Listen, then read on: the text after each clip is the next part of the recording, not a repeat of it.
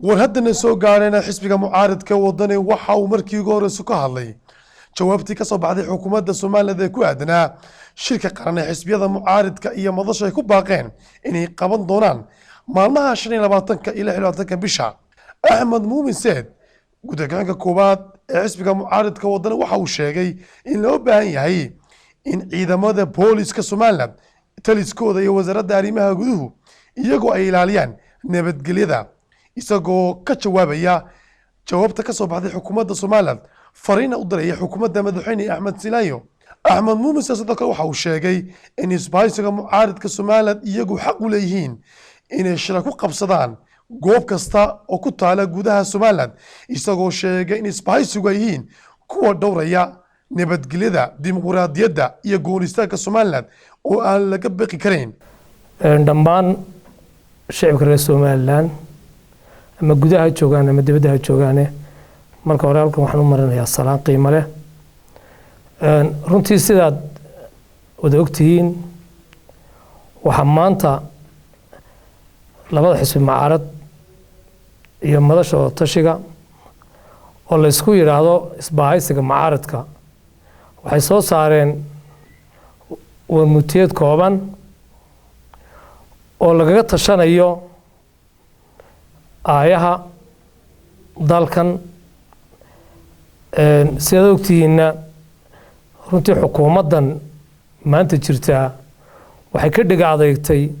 oo in badan ka dhiga adeegtay ballamihii iyo heshiisyadii aanu mar walba xisbiyada mucaaradka iyo xukuumadda wadagelinay way ka dhiga adeegtay. sidaa darteed waxaa maanta isbahaysiga mucaaradku ay ku baaqeen in la iskugu yimaado shir laga wada tashanayo aayaha iyo mustaqbalka dalkan maadaama xukuumaddii ay u dhagan nuglaan weyday oo maqli weyday oo dhageysan weyday wixii heshiisaas oo dhan wixii aanu ku heshin oo dhan. sidaa darteed warkaasi markuu soo baxay saacado kooban dabadeed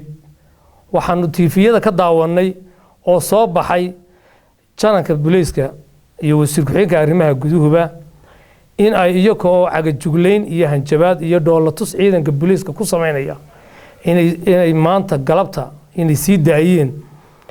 oo ay ku dhawaaqeen xaadal abuur xaaladda iyagoo abuurayaan oo nabadgelyo darrada iyagoo khalkhalinayaan oo ay xarumihii xisbiyada iyo wadooyinka oo dhanba ciidamo tugeen. runtii waxaan u caddaynaynaa shacabka reer Somaliland oo saacaddan aanu warka u bixinayna waxa weeye nabadgelyo darradaas iyo ciidamada wadooyinka la tugay iyo ciidamada wadooyinka la soo dhigay waxaas oo dhan annaku ma ogin. muxuu ahay mucaaradka isbahaysiga mucaaradkana looga biqi maayo inay jiritaanka Somaliland iyo nabadgelyada Somaliland inay wax yeelaan looga biqi maayo. waxaan u gudbinayaa halkan fariin ugu gudbinayaa jananka booliiska. waxaan leeyahay taliye fadalow adiga mas'uuliyaddu maanta ku saaran tahay adiga ka mas'uula ciidamada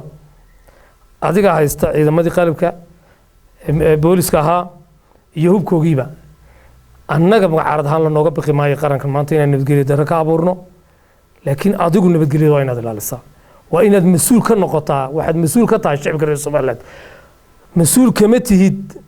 xukuumadda afkeega inaad adigu ka hadasho wixii nabadgelyada wax yeelaya waa inaad adigu gacantaada ku qabataa. anu mar labaad waxaan ku celinayaa haddii aanu nahay mucaaradkii isbahaysiga mucaaradka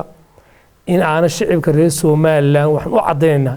in aanan wadin wax haba yaraatee nabadgelyada Somaliland wax yeelaya in aanan marnaba anagu ku tallaabsanayn ee aanu anagu ku tallaabsanayno